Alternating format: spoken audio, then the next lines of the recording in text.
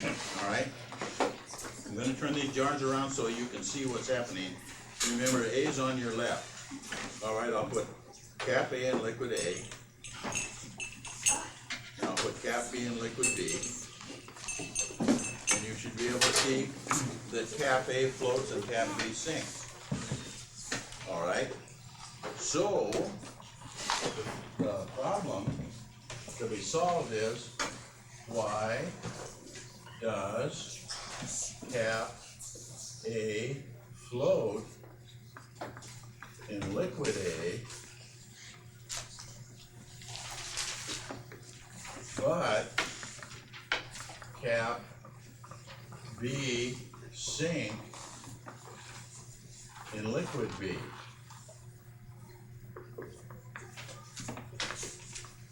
Why does cap A float in liquid A, but cap B sink in liquid B? You're going to try to gather data that will help to form a conclusion in answer to that question. Are you ready to ask a question already, Stevie? Yeah, I found one. What would you like to know? Are they both the same? Are they, now say that a little louder so I can hear you. Are they both the same as Oh, they're composed of the same material. I'm going to put that in the form of a question. Are both caps composed of the same material? And the answer is yes. Okay, I don't recall anybody ever asking that before. Okay, very creative question. Wyatt? Are the liquids the same? Are liquids A and B the same? No. All right, so in one word, what's the manipulated variable? So far, what one word would describe the manipulated variable? You know? Different? Oh, well, it is the difference. Oh, also liquid? Liquid, right. Okay, so based on that question, we can say it must be because liquids A and B are different. All right.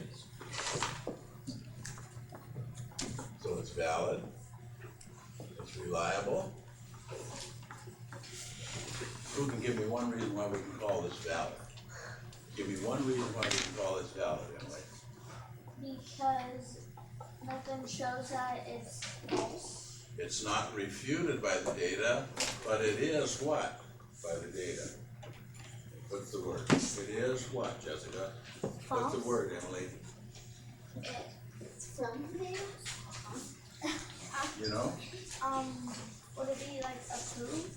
Well, you're close. It's supported by the data. Yeah, All right. supported. We only have 2 data items, but this one supports the conclusion, so it's valid and reliable, but it isn't good yet because it doesn't tell you how to set it up. All right, now, this question indicates that the liquids aren't the same, but you know that the caps are different. Who can tell me one way you observe the caps to be different? One way, Jackie. Cap A is smaller and cap B is smaller. They were different in size. I'm going to put that in the form of the question. Are the caps the same size? No. Well, at first glance, it looks like there are 2 manipulated variables here, the liquids and the caps. If an experiment is set up properly, you can't have 2 manipulated variables. Who can tell me why? Why don't you want 2 manipulated variables, Emily? Because then you don't know if it's because of one of them. Okay. You don't know which one's causing the result. So if I set this up properly, there can't be 2 manipulated variables. Well, let's find out if the liquids are really different. Who can Who can, tell me an experiment we can do to find out whether it's because of the liquids or the caps? Tanner, what can we do? Put cap B in liquid A. And Okay, that calls for an experiment. Now, who remembers what word experimentation questions begin with, Allie? If. If you put cap B into liquid A, will it float? That's one experiment, but there's another one. What's the other experiment? How would you word the other experiment? Who knows that, Stevie? If you put cap A into liquid B, will it float? Well, we're gonna ask if it'll sink. It doesn't matter whether you ask whether the flow will sink. You'll either get a yes or no, depending on what you ask. Okay, well, whenever you ask an experimentation question that involves an experiment that I can do, I'll do it. So this is pretty easy to do. All right, I'll take A out of there, and I'll put B over here.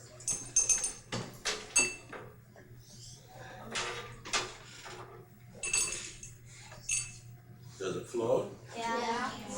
So the answer to that question is yes.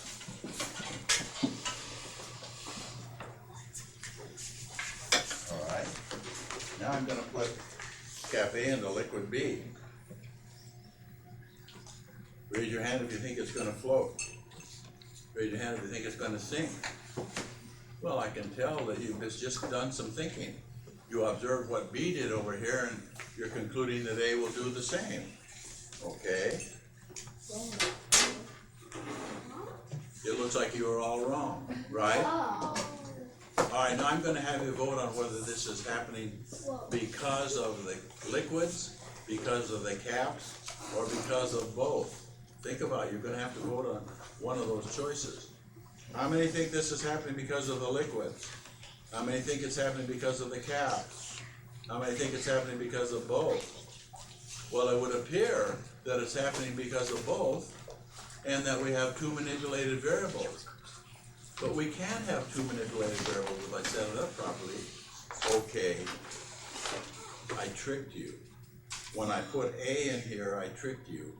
Did anybody notice what I did to trick you when I put A in there? What did I do, Jonathan? You took it on the other side.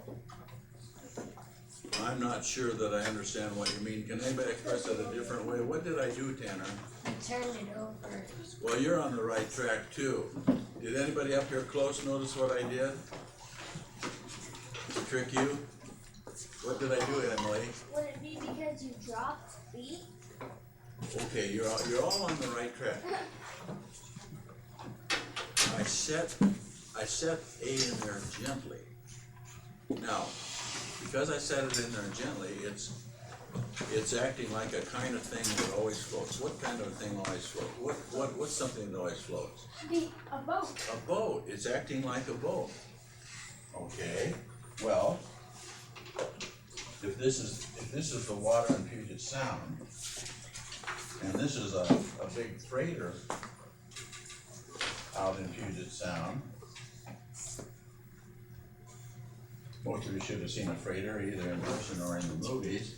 Okay, and then it has the cab. That's the hull, and then the cabin is up here like this. All right.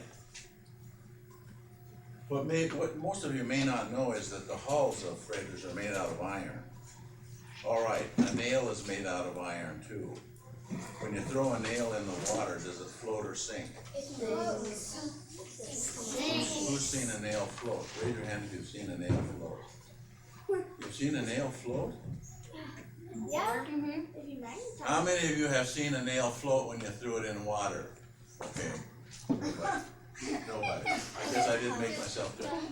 Hey, the hull of these big freighters is iron, and iron sinks. Why does it sink? Because it is. It's more what? Dense. It's more dense than water. And here's that diagram I gave you several times in the last couple of weeks. Less dense over more dense. I told you to never forget this because it represents a universal law of science. It's true everywhere in the universe.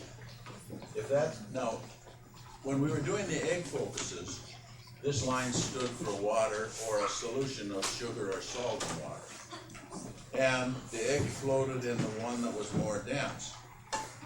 So if the egg floated in the liquid we were using for focus 1, 2, or 3, they were less dense than that liquid. And if they sank in the liquid, one of the liquids, they were more dense. That's a very important diagram.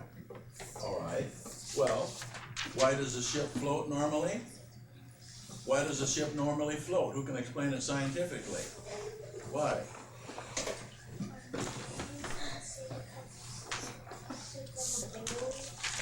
Who can explain it scientifically why boats float? Why do boats float, Jake? No, they're not more dense. They're less dense, right? Boats, well, the hull is made of iron, and that's more dense. So why does the boat float if the hull is made of iron? Can anybody figure out why a boat floats if the hull is made of iron? What do you think, Harley? Because it's solid? No. Jeremy? Because it's not solid. What's in here, Jeremy? It's all air. Air. Oh. Air is less dense than water. All right, so the combined density of the iron hull and the air inside, total combined density is less than that of water, so it floats. But if the boat gets a hole in it and water can come in, the water level rises and displaces the air, and pretty soon the boat sinks. At what point does the boat sink? Who can tell me that scientifically? What? When all the air goes up. But who can explain it scientifically? When the water goes up. Who can explain it scientifically? Brandon? More density. When it becomes more dense than the water. Because if it gets enough water in it, it'll become more dense than the water. So it'll sink. All right. Well, when I put the cap in there originally in B, it was acting like a boat. Okay, now I'm going to tell you a true story that's related to this. Raise your hand if you've ever seen the Space Needle. Either the Space Needle or a picture of the Space Needle. All right. Most of you, not all of you have seen it. Near the Space Needle, there's a big freshwater lake in Seattle, right north of downtown Seattle, called Lake Union. It's connected to Puget Sound by a canal called the Ship Canal. And at the end of the Ship Canal, right where the Ship Canal ends at Puget Sound, there's locks. Locks are devices that are used to raise or lower ships from one level of water to another. Well, Lake Union is about 10 feet higher than Puget Sound. So when the boats want to go out from Lake Union to Puget Sound, they have to go through these locks. Most of the commercial fishing boats that fish mainly for salmon, more in Lake Union because barnacles won't grow in Lake Union. Barnacles are those white structures that you see all over the rocks at the seashore. And lately there have been a lot of pictures of great whales. And did anybody notice the white spots on the gray whales? Those are barnacles. They'll grow in anything solid. Well, they can't grow in freshwater, but they can grow in salt water. So the fishermen moor their boats in the freshwater of Lake Union. If they moored them in salt water, they'd get a big crusty layer of barnacles, and pretty soon they'd be weighted down by the barnacles. All right, now here's the story. A fishing boat, this is true now, a fishing boat went from its moorage in Lake Union, went through the Ship Canal to the locks, went down by the locks to Puget Sound, and went out fishing. And they had a tremendous catch. They brought in so many salmon that eventually the sides of the boat were only about that far above the water. Well, they had to stop fishing because otherwise they would have made the boat more dense than the water, and it would have sunk. Okay, so they came back into the locks. The locks carried them up to the level of Lake Union. They sailed from the locks into Lake Union, and the boat sank. Who thinks they can explain why the boat sank when it entered Lake Union? Emily? Because Lake Union doesn't have salt water, so it's less than Puget Sound. And where do things float better? In liquids that are more dense. So things float better. The boat would float in salt water because it was less dense in the salt water. But because it was almost to the point where it would sink in salt water. when it got into fresh water. It was to the point where it would sink. It became more dense than the fresh water. That's a true story. Okay. Well, I got away from the focus there for a minute, but now we know. Oh, well, all we know is that A and B are different. What's something else we need to find out and put in the conclusion in order for you to be able to set it up? Well, name one thing we have to find out, John. I'm not sure.